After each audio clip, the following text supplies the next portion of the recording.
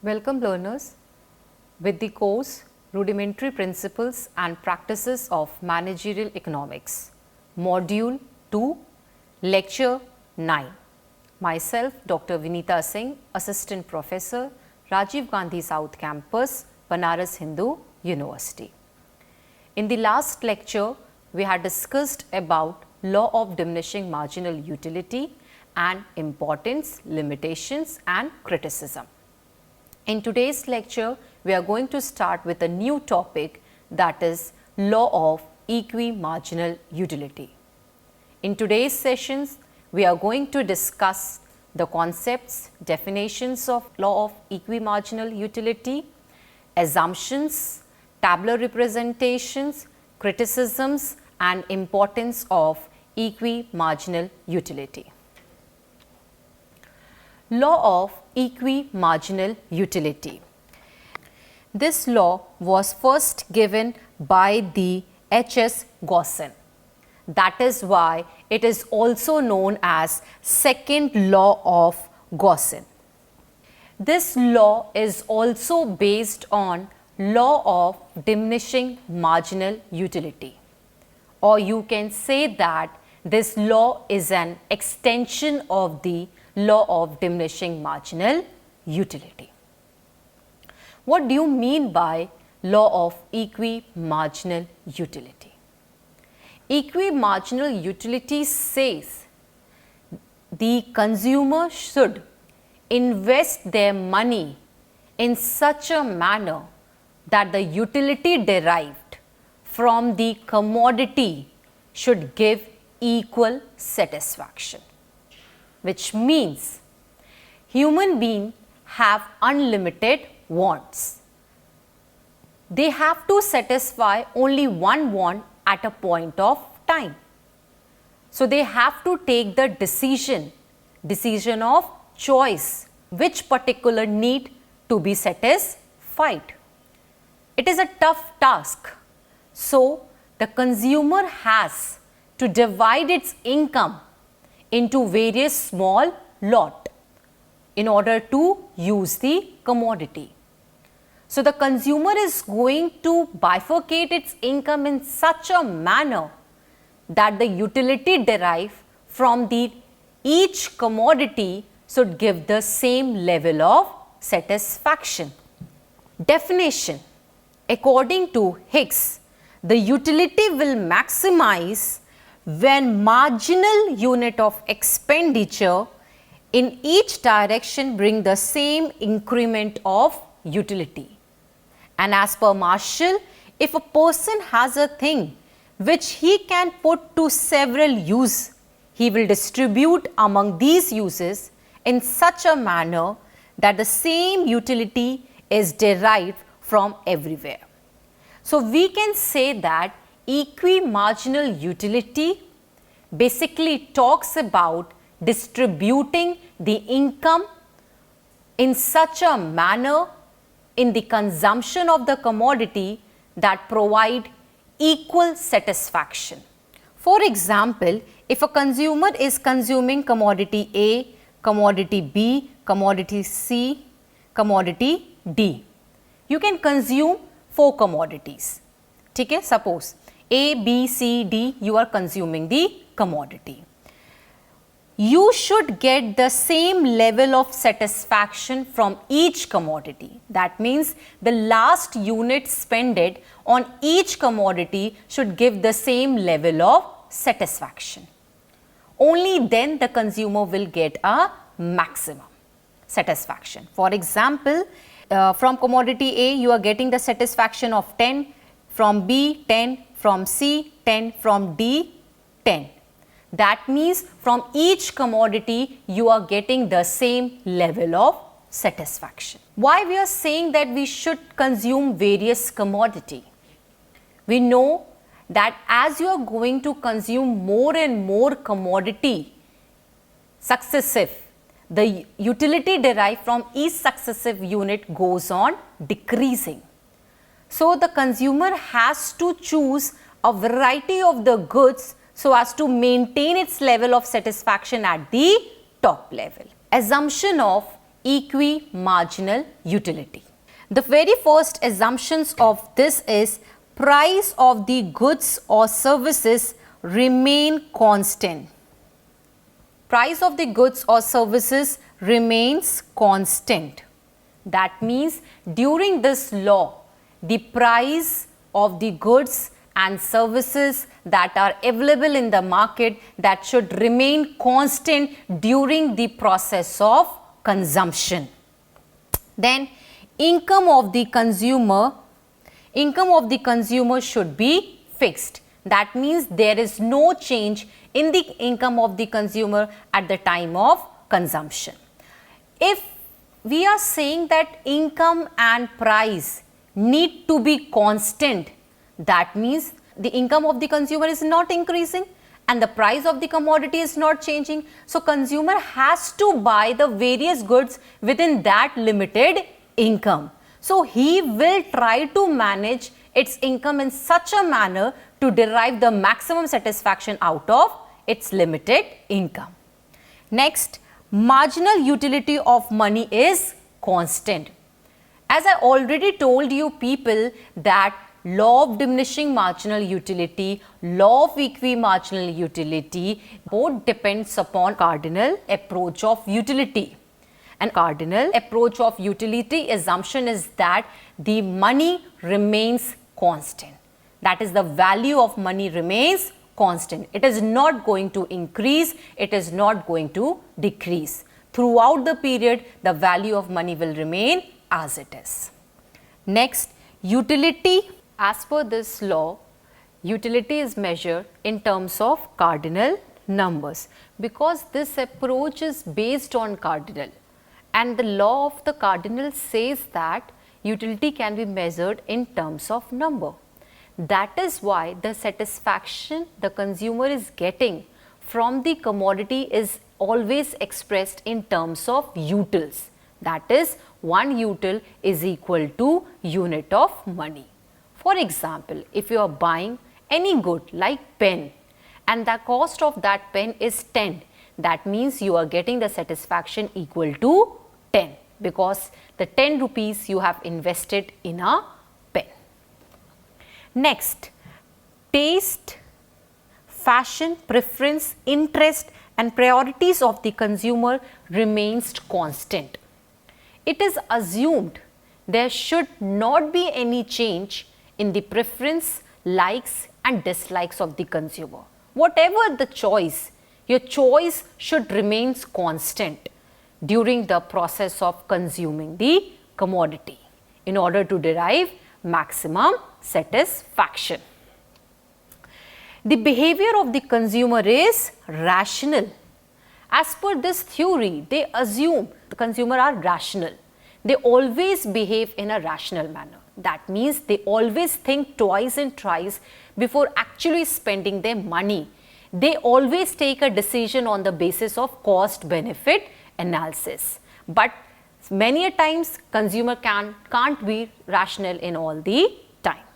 Next, this law is an extension of diminishing marginal utility. This law is based on the concept of law of diminishing marginal utility, because marginal utility means as you consume the commodity, the utility is going to be reduced. So this law is an extension of diminishing marginal utility because the consumer has to maximize its satisfaction. If a consumer will be using only one commodity at a time, definitely consumer will not be at its maximum. So the consumer has to choose variety of goods in order to maintain the level of satisfaction to its top level. Various substitute for the goods are available in the market. As I told, there are variety of the goods, because when there are variety of the goods, only then consumer will be using many goods at a time. Only then can consumer maximize its satisfaction. Only one commodity is available, definitely the utility is going to fall. Consumer spend his money in small amounts. Every consumer does not spend its entire money on consuming only one commodity. Consumer never spend a huge money in purchasing anything, because we know that income is limited and with one commodity you will get bored.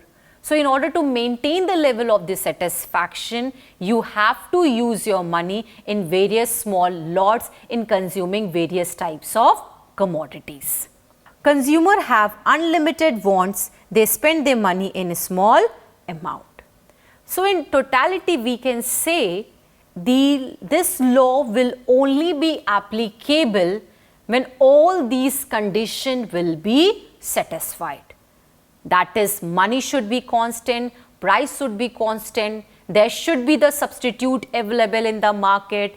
It is cardinal approach. When all these things will maintain, then only the consumer will maximize its satisfaction, and equi-marginal utility says the consumer will spend its income in various combination of the commodity, and the utility derived from spending the last unit of money in each combination should give the equal satisfaction.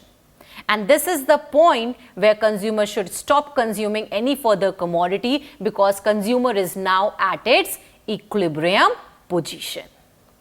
Moving ahead, tabular and graphical representation of equi-marginal utility. How this concept actually works, it is very much clear with the help of schedule and the graph. So I have taken one simple example. As you can see in the screen, Krishna is the consumer. Krishna is the consumer who is having only 10 rupees, which he want to spend in two commodities, rice and pulses. As per this example, I had only taken the two commodities. You can consume many commodities, but for convenience to explain this concept, I am only using two commodities. Because in a day, you must be using the variety of goods from morning to the night. You never use one single commodity throughout the period, because if you are using a single commodity, definitely your utility is going to fall. Can you eat the same aloo ka paratha throughout the day for 5 days? No, not possible. Your utility will be converted into the disutility. You can eat in this manner. Maybe in the morning you can have a paneer paratha, then you can have a aloo ka paratha, then you can have a palak ka paratha. So what is that? The taste changes and it will maintain the utility. So this is the table. As you can see, there's 3 columns. Basically, the first column is the unit of money. Here the unit of money means the consumer is only having rupees 10. Consumer is having only 10 rupees. The second column is marginal utility for the commodity rice. And the third column is marginal utility for the pulses. If the consumer, suppose, if the consumer spend its entire money means entire 10 rupees in consuming only pulses. So what will be the total utility from the pulses?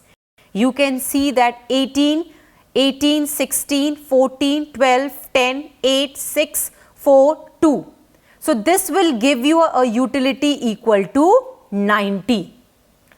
If the consumer spent entire 10 rupees in consuming rice one after the other, what should be the total utility the consumer is getting from it? That is 22, 20, 18, 16, 14, 12, 10, 8, 6 and 4. So total utility will be 130. No doubt, you are consuming the commodity, definitely the marginal utility is falling. But as per this law, equi-marginal utility, the main aim of the consumer is to maximize its total utility. So if the consumer here is Krishna, spend 10 rupees in consuming only one commodity, that is rice, he will get a maximum satisfaction equal to 130 utility, that is total utility.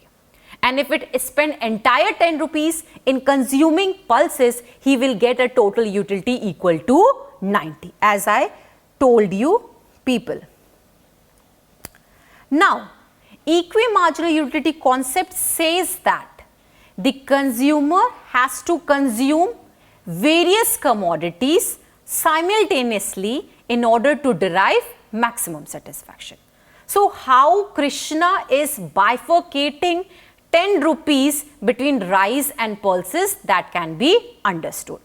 You can see, initially the first unit of money the Krishna is having, he will spend in what? Rice, and he is getting the utility 22. The numbers that is shown in the bracket, that denotes the money spent by the consumer in consuming the product. So, the first unit is spent in consuming rice, that is 22. The second unit again he will spend in consuming rice, and he will get a utility, that is 20.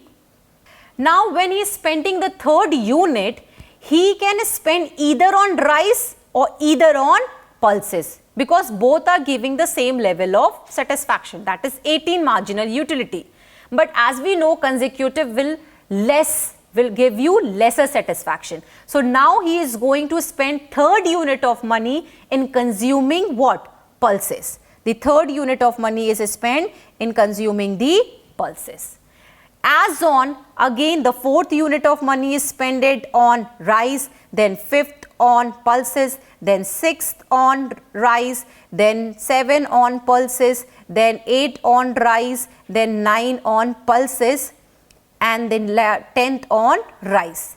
So far, in this manner, he will spend 1 money on pulses, 1 money on rice, 1 money on pulses, 1 money on rice, so and so forth. Can you see the numbers that is shown on red color, with red color? You can see the last unit of money that was spent on purchasing or consuming rice was 10. And the last unit that is spent in pulses was 9. And what the law of equi-marginal utility says? The last unit spent in both the commodity should give you the same level of satisfaction, should give you the same level of marginal utility. So, you can see it very clearly by spending 10th unit on rice, and he is getting 12 in case of pulses. That means now the consumer is, this is the point of equi-marginal utility for the consumer, where the consumer will get maximum satisfaction. Now, what the Krishna has did? Krishna has spent 6 rupees. Krishna has spent 6 rupees on rice and 4 rupees on pulses. So, total 10 rupees he has spent. So, now what is the total utility from 6 unit on rice and 4 unit from pulses? So, 6 unit on rice is what? 22 plus 20 plus 18 plus 16 plus 14 plus 12. This is for rice. And how much he is getting the satisfaction? This is 102. In the same manner, from pulses, the utility marginal utility he is getting, that is 18 plus 16 plus 14 plus 12, that is equal to 60 somewhere. So, you are going to count the marginal utility you have spent in both the commodities. So, by this table you can easily figure it out that 4 unit of money, that means total 4 rupees spent on consuming the what? On consuming pulses, and 6 unit of total 6 rupees was spent in having rice. So total utility from rice plus pulses is what? 102 plus 60 gives you total utility, that is 162. And if you have spent it only 10 rupees on rice, so that will give you the satisfaction of 130. And if you have spent it on pulses only 10 rupees, that will give you a satisfaction of 90. So by this example, by this graph, by this tabular representation, I just want to tell you people, if you spend all your money in consuming only single commodity, you will not get the maximum satisfaction. As Krishna is not getting the total utility from rice, that is only 30, from pulses, that is only 90. But if he is consuming both the commodity simultaneously, he has maximized his total utility. Now he is getting the satisfaction 162 out of 10 rupees. But if he spend one unit at a time, if he is going to consume only one commodity at a time, so he will get a utility 130 or 90. So equi-marginal utility says that the consumer should spend their money in small lots in variety of the goods, and the utility derived from each unit, the last money spent it on each unit, should give the marginal utility same or equal. Next, now coming with the graphical representation of this law of equi-marginal utility, says that you can have law of equi-marginal utility. So this is, as you can say, the marginal utility from the rice is this, marginal utility from the pulses is this. On this is the y-axis, x, 0, y, 0 and x. So the consumer will be equilibrium at this level. That means this is the equi-marginal line where the consumer is going to get the maximum satisfaction. As you can see, as per this diagram, what you can see, the unit of money for the rice is sloping down, and the unit of money, the marginal utility curve for the pulses is also sloping down, and this is the line, this is the line, this is the equi-marginal line. This denotes that consumer is getting the maximum satisfaction. Modern interpretation of law of equi-marginal utility. The traditional concept only talks about what? There should be the equal utility from the commodity, and he said that the price of the commodity should remain constant. But modern concept considered the price of the commodity itself need to be considered before actually buying that product. So as per the modern approach, law of equi-marginal utility considered the price of the commodity and the marginal utility derived from consuming that product should be proportionate and equal to the marginal utility of the other product and its price. That means, as per this new concept, the price of the commodity is also considered for maintaining the equi-marginal line. So as you can see, a consumer equilibrium is the position where consumer does not want to change, where the consumer is getting the maximum satisfaction. So this will remain, consumer will be equilibrium at what point?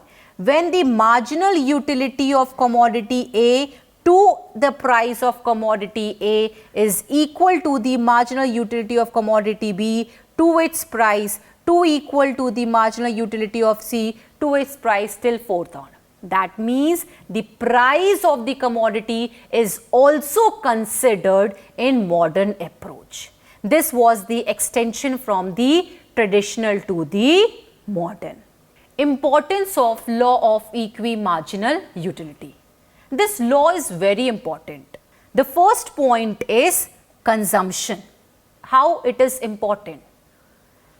Actually, it is the consumer who consume the commodity, and the consumer decide the pattern of consuming the product in such a manner that the utility from both the commodity should give equal level of satisfaction.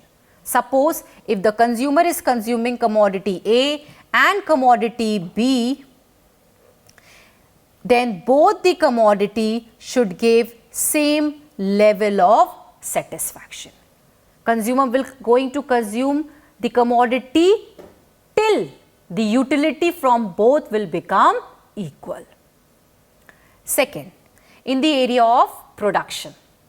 Production means we are going to talk about the producer. Producer are also the very important part of the economy. It is the producer who actually produce the goods and services. So every producer wants to increase its profit.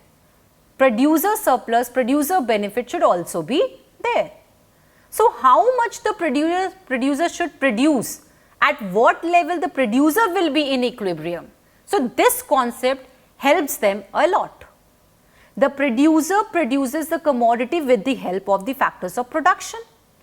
So that means the equi-marginal utility for the producer will be at that level where the marginal productivity of various factors becomes equal to the price paid for all that factor.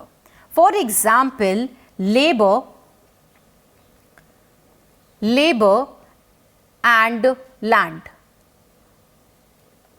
These are two factors of production.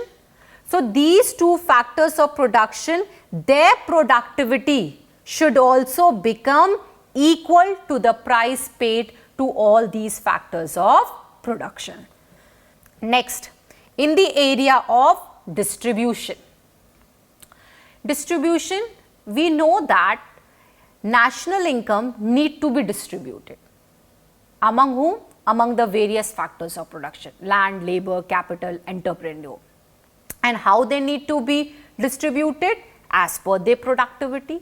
So this equi-marginal concept helps to distribute the entire remuneration to each factors of production as per their productivity, as per their contribution made.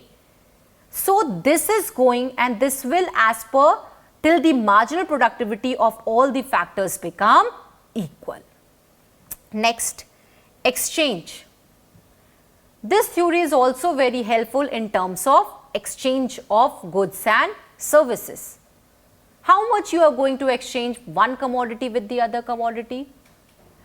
If you think for the barter system, and if you have to exchange rice with wheat, so you are going to exchange till the level the marginal utility from both the commodity will become equal. If the utility from the rice is high and wheat is low, so you are going to substitute rice with the wheat till rice become equal to wheat.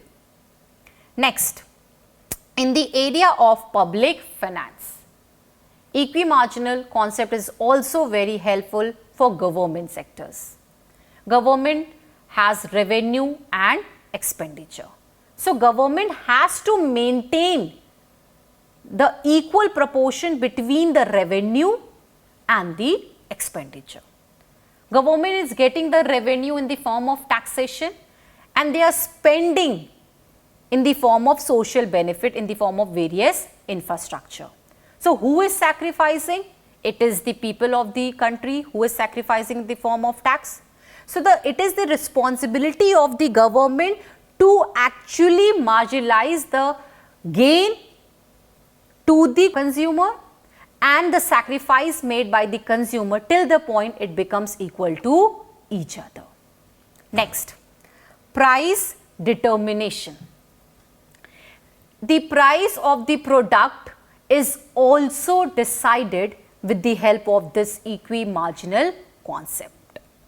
Maybe there is one product whose price is very high, there is a scarcity in that product, and maybe one product is in surplus. So if the product is in surplus, definitely its price will be less, and if the product is in scarce, definitely its price will be high. So you have to adjust this high and low price till the point it becomes equal to each other. So it will help in deciding the price of the various product. You have to maintain the parity. You have to equalize. You cannot say one commodity will be at a very high price, one commodity will be at very low price. You have to substitute the high price, the scarce commodity with the surplus commodity till both commodity become equal to each other. Next, saving and investment. Saving and investment is a part of income. Every individual is earning something.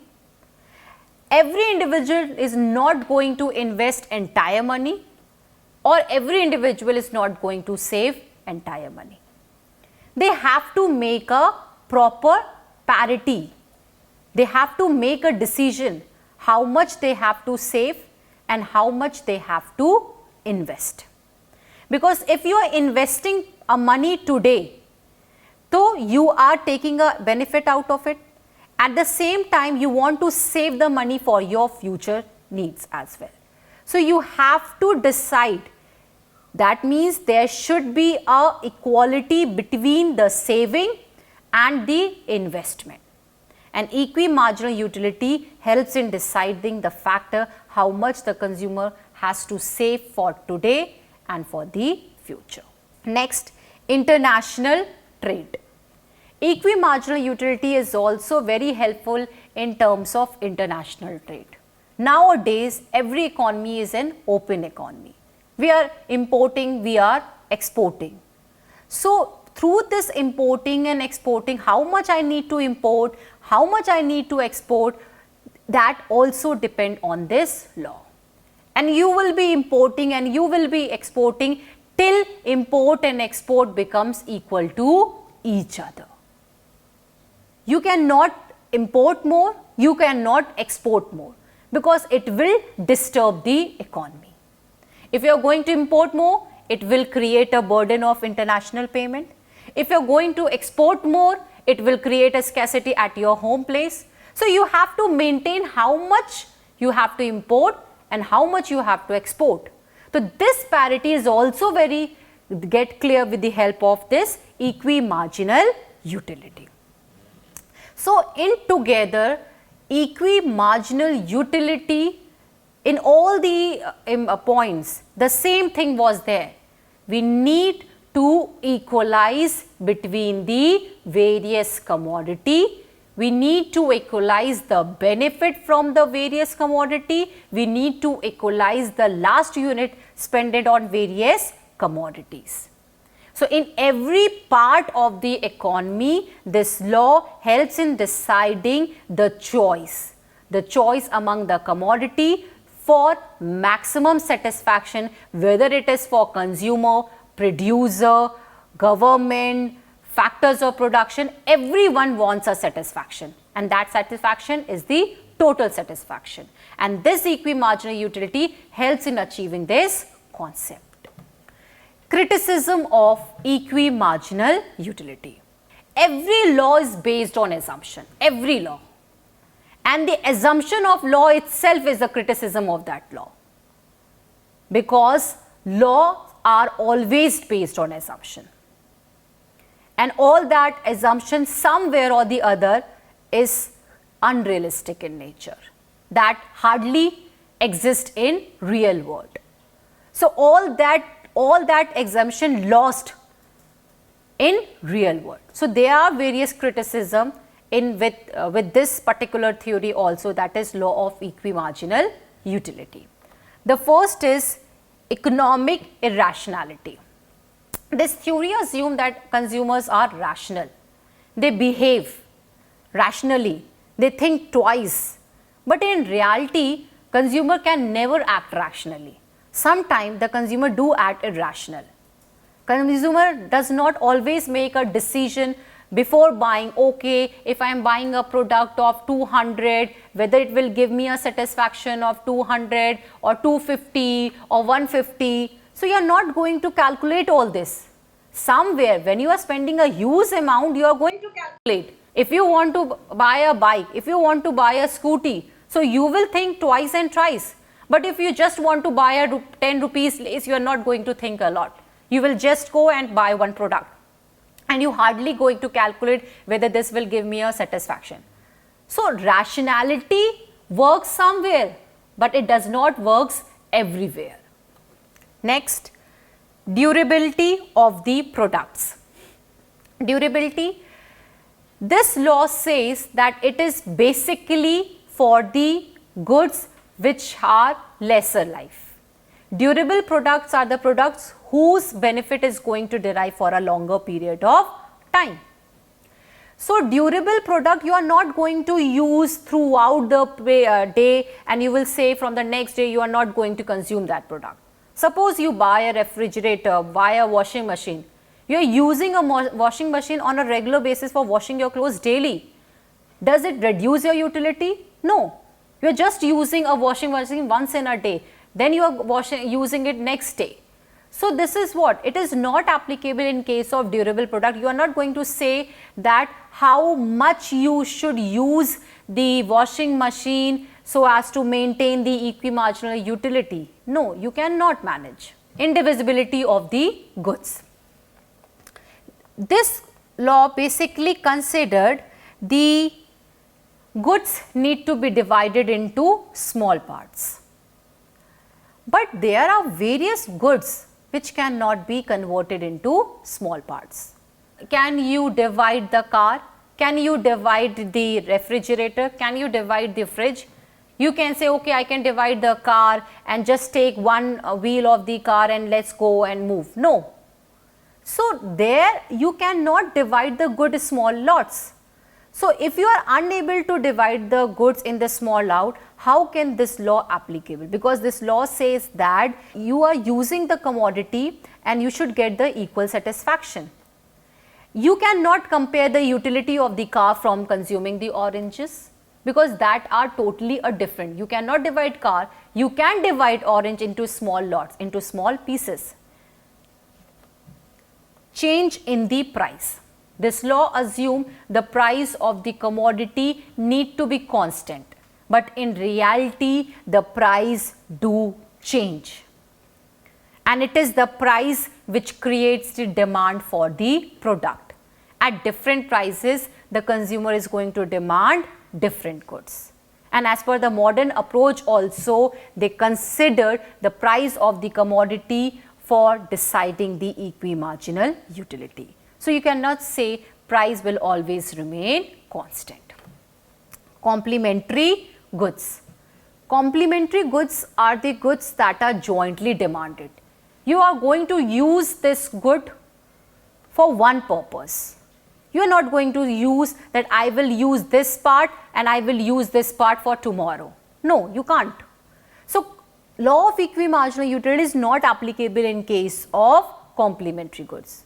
For example, ink and copy, ink and pen. Without having a ink in your pen, can you use a pen? No. Without having a petrol in your car, you can use a car? No. So law of equi-marginal utility is not applicable in case of complementary goods. Measurement of utility. This law assumes that utility can be measured in terms of number because it is a cardinal approach. It is a quantitative approach. You can express the utility from the commodity in the form of utils, in the form of money spent in that commodity. But utility is a psychological phenomena. It is intangible. You cannot see. You cannot touch. Utility is a feeling that can only be felt. You cannot say that I got a utility from consuming the orange equal to 5 rupees. You can only say it was good, it was tasty, it was not tasty.